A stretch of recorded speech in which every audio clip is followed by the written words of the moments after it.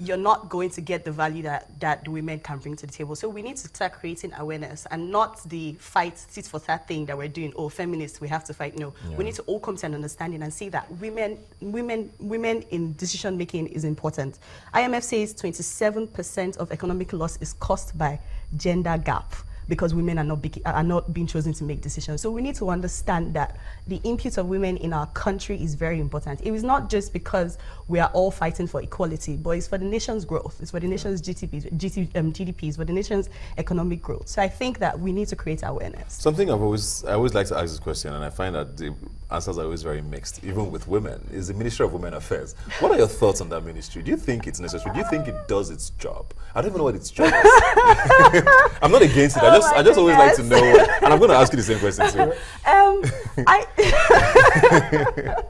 This is like a fixed corner. I feel like it's necessary, and I feel like if there's more provision for that ministry, it would thrive.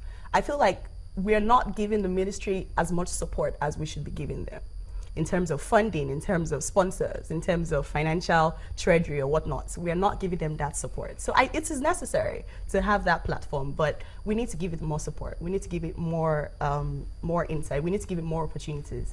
We need to have that platform. Do you definitely? Okay, so I agree because... You better agree. Or else. I agree because women are viewed as minors. You know, youth are viewed as minors. There are different minors in society, you know, coming from culture, you know. So gender itself, women are minors. So I think that if we actually want to see some form of development in the nation, a nation cannot develop with half of its population being left behind.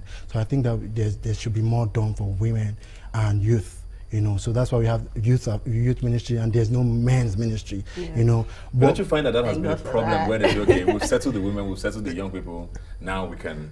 Don't you think that plays out? Okay, you see that I was at a conference 2 days ago, and Governor Mimiko said that when you empower a man, if the man was drinking palm wine before, he will move to Gouda. He was drinking Gouda before, he will move to champagne, you know. He thinks that he has arrived. But women are investment multipliers. And I give you an instance. I have 6 sisters, and that's why I'm an advocate for women. You know, so very early in my life, I started making money. But my mom made it a point of duty to invest in my sisters, so I gave some of them some money. And down the line, when the chips were low, my sisters were there to support. You know, they've invested that money, and you see that the money has started to turn out for them. So that's the same thing for women too. When you invest in a woman, you invest in a community. Yeah. What do you think is the biggest problem now facing women in Nigeria? I would say, if you had to pick one. If I had to pick one, well, can I just like put it Okay. together? There are 2 things for me, actually 3 things for me. First is education. 70% of our women are not educated. And that's like half of the population. So saying 70% of half of the population do not know how to speak English. And I kind of noticed that from my training program. I've trained a total number of 235 women. And out of 235, 80% of them stopped at GS1 or primary 6 level.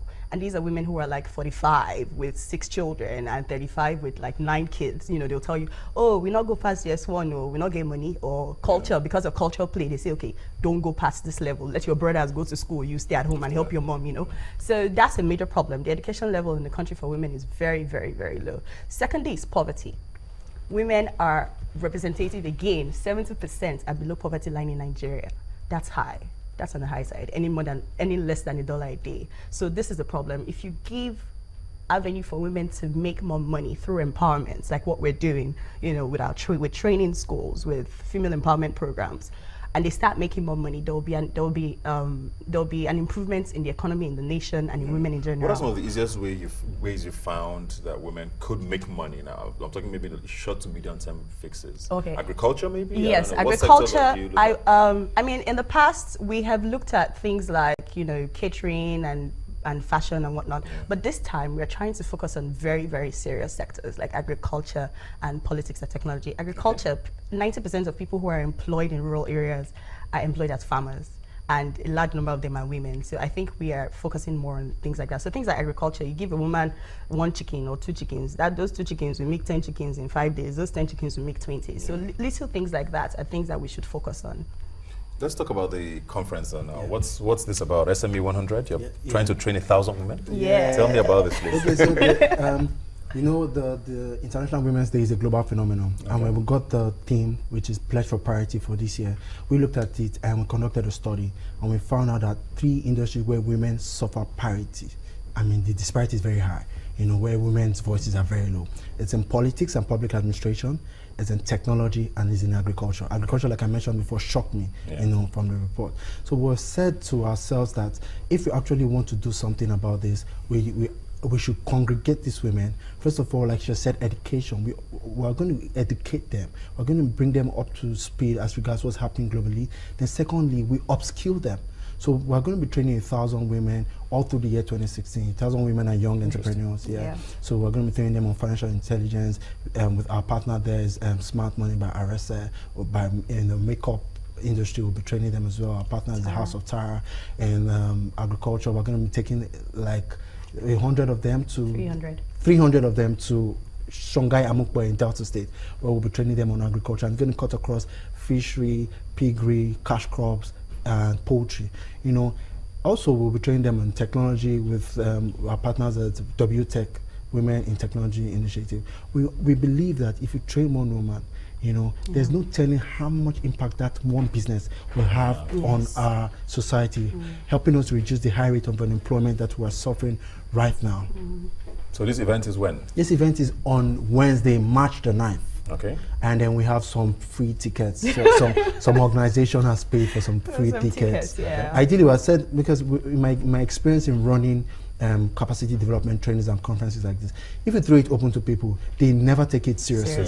You know, like our media masterclass that we ran in the School of Media and Communication. If we started at 10, people were strolling in by 12. Is this the place? Is it the and I'm like, really? Is it because it's premium? I'll tell you. Like when we did the makeup, we asked them to pay a token. I mean, if you go to a makeup school, like 130 something thousand, we said we just bring 20K.